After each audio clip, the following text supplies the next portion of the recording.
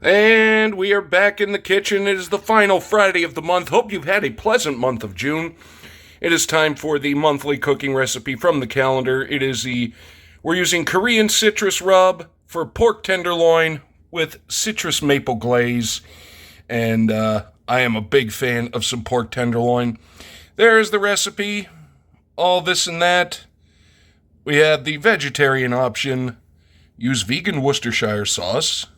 But in the spice packet is orange peel, lemon, paprika, ginger, allspice, cayenne, nutmeg, and black pepper. And if you didn't see, it is Haiti, the pirate island of Tortuga. So let us grab the citrus spice rub. And there we go, Caribbean citrus rub. So we're going to take this over, we're going to start getting prepped, and we're going to go from there. Okay, here we are. We are set up. The oven has been preheated to 375 degrees. I will put the conversions up there. We have our pork loin, which is around, I think it was around 1.3, 1.4 pounds, just under a pound and a half. We've got in this bowl the 1 teaspoon of salt, and the spice pack, which I worked it out, it's right around a tablespoon, and you can use any kind of Caribbean citrus rub for this. Basically, what we're going to do is we're going to rub the rub all over the pork loin. Let it sit for a minute because we have got to get the oil going in the pan. Then we're going to sear off the pork.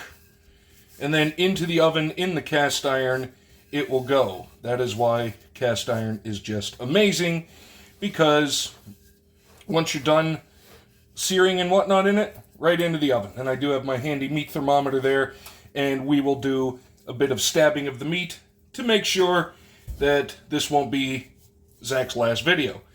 Alright, now we've got the oil heated up, 1 tablespoon or so of oil in the skillet. We're going to get the pork tenderloin in there, and we're going to start searing it off. Basically, just a quick cook to almost like browning it would be. Alright, going to get that organized. And then, while we wait for it to sear on all sides, we're going to get another plate because we have to take it out of there, and I'm not going to put it back on the same plate that had raw pork in it. Now, you see a pan over there. Part of the recipe said make sure to get, it was 2 cups of cooked black beans and 2 cups of cooked rice. Well, I'm just heating it up because at the end you're supposed to get another pan, put the rice and beans in there just to heat them up. Well, they're going to be hot, so I don't have to worry about that. I've got rice in the rice cooker, the beans on the pot, they're in the pot on the stove. And while we're doing that, we're going to prep the liquid that is going to go in there. And before anybody says it, yes, it might be from Aldi's, but as you can see right there, where is it?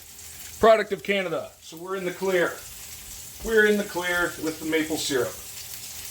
And it said, you could use honey, but the title of it is pork tenderloin with citrus maple glaze. So how in the world can you not use maple? So you need, what do we need here? Where is it? 1/2 cup maple syrup, which will go in our little handy dandy thing. 1/2 cup of the maple syrup. How are you doing there? Oh, nice. And then you always want to make sure you get all sides of it. So sometimes it's a little precarious balancing act. But we should be alright. So we're going to hold that there for a moment. Now we flip. I think I left that on a little too long on the bottom, but that is okay. Now we need, 3 tablespoons of apple cider vinegar. I do love apple cider vinegar. Great for pork, because it kind of because apple cider vinegar is one of those things that breaks down meat. Makes it more tender, so I always use it when I'm doing pork. 1, 2, 3. Put that there. Turn you down. And now we get the last part. And then 2 tablespoons of Worcestershire, which is weird. Worcestershire actually has anchovy in it. But yet, I've never had a problem eating anything that had Worcestershire sauce in it. The same can weirdly be said for some Caesar salad dressings, because a lot of them have anchovy, and yet I can have some of them, but not others. All right, so we're doing that. The pork is basically seared. Let's stand it up, do either side just to get the complete sear. Okay, we've got a little sear on that one. Little sear there. Now you take it out. We're going to take it out, set it on this convenient plate right here, just for the moment, because now we have to build the rest of the sauce that is going in there. We'll give this a little stir. Actually, first you would add 2 teaspoons garlic. A teaspoon is about a clove, but in for a penny, in for a pound. I love garlic, and I feel like pressing it today, so we're going to do 4 cloves of garlic into the pan. And I've always said, there is no smell on earth, in my opinion, better than fried onions and garlic. That should just be a mandatory, get rid of that, a mandatory smell in all households. So then we will do that, get the other 2 in there. Oh, love it, love garlic.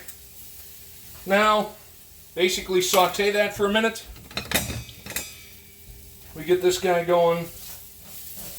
Because you don't want it to burn, you just want it to, which is starting to burn a little, but not the end of the world.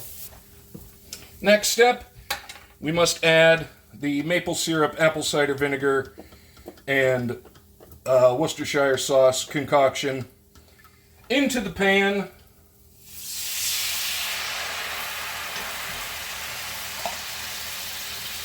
We'll let that go for a minute, because that has got to come to a saute, which it basically has because the cast iron is very hot. Woo! Just got a big hit of vinegar right in the face. Wow. If that doesn't clear your sinuses, I do not know what will. We'll get that there. Next, we're going to put the pan, and I'm going through a lot of silverware, but it's okay. That's why I love me my dishwasher. Now, we put the pork back in. We want to make sure it gets nice and coated with this lovely, lovely little sauce / glaze. Whoops, that's all over the counter, but it's okay. Now, we're going to stab with the meat thermometer, one of the oven-safe ones, and then we will cook it in the oven at 375 until it hits an internal temperature of 155, because it has to rest and then carry over. So we'll put it in the fattest part, and then pot holder, because cast iron is going to be insanely hot, so we're not going to mess with that. Now, into the oven it goes, and we let that do its thing, and we will be back in, it said 15 to 18 minutes, but I will let you know pretty much what time it is when we come back, and then we will continue on. All right, in actuality, it has been closer to, let's see, what was it, 28 minutes. I guess my oven may need recalibrated, but we have hit just about 155. I always pull it a little early because pork tenderloin actually can be cooked to, I think they say 145 Fahrenheit now, but you know, just in case, we'll get it to right around, it was right around 152 when I pulled it. So it's going to sit there for a few minutes, and it is going to rest. And what do we do now? Now we have the leftover sauce, get it back on kind of low heat. We want to simmer it until it reduces to about half to turn it into a sauce. Then at this point you would put the rice and beans in another pan with some olive oil just to warm it up. But like I said, the rice is in the rice cooker. The beans are on the heat. So we won't need to do that. So we're going to let this sauce reduce. Pork will rest for another couple minutes. Then we will slice it, plate it, and I am going to enjoy some lunch. Okay, the pork has rested for about 5 minutes or so. The sauce is definitely a lot thicker. So we're going to get prepped. We're going to slice up the pork. Then we're going to plate it up. Then I will be back and I'm going to have some lunch. There we go. We have the pork, rice, and beans all laid out. The last thing we're going to do is get pot holder, because that is roughly the temperature of the center of the sun. We were going to put over some of that really nice and reduced thick glaze with the maple syrup, the apple cider vinegar, the Worcestershire, the what else was in there? Oh, the garlic and the remnants of the pork. So there's what it looks like. I cannot wait to eat it because it smells delicious. So one moment and I'm going to give it a try. Lunchtime. Do love me some lunchtime. Oh, that sauce smells so good. You can smell the citrus in it. You can get all the different spices, all the different citrus flavors. It smells amazing, and citrus goes well with pork. Honestly, citrus goes well with anything. The beans, basically, it was just a can of I think Bush's chili black beans, which I don't mind. It'll go well with pork. The rice, just standard, medium grain sushi rice in the rice cooker. So let's try the pork because that's the thing I actually cooked. Get some of the glaze.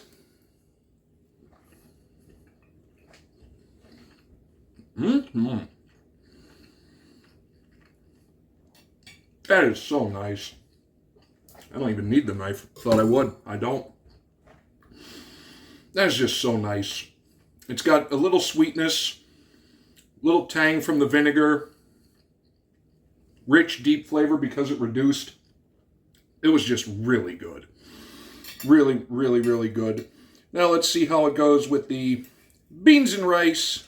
Then I'm going to finish cleaning up, sit down, and eat the rest of this while watching something on the TV.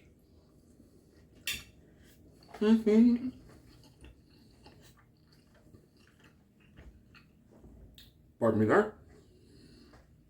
Yeah, I'm going to have a really good lunch. A really good lunch indeed. That's going to do it for this month's, can't believe it's halfway through the year. June already. That's going to do it for this cooking video. Hopefully you enjoyed it. Let me know what you thought down below, and we'll see you guys next time.